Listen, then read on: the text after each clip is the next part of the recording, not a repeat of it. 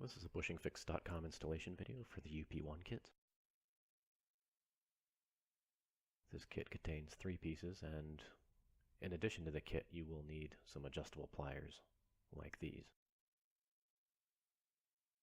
It fits cable ends that look like this, and they usually have a dome on one side with a hole in it. Not always, but usually.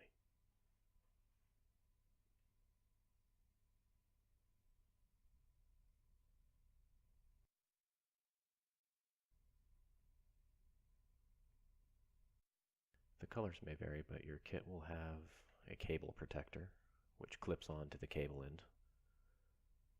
It'll have a bushing, and it will have an installation driver. You'll want to put the bushing on the driver, like this, and align the post with the hole in the cable protector.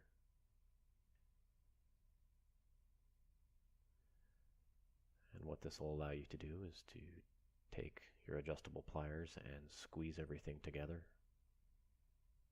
without damaging the cable or the bushing.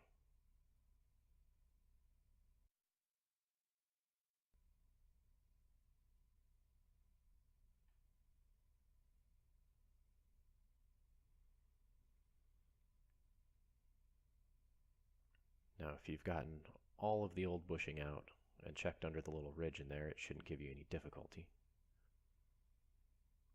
And once you've done that, pop the 2 pieces off and they can be discarded. And your new bushing will look like this.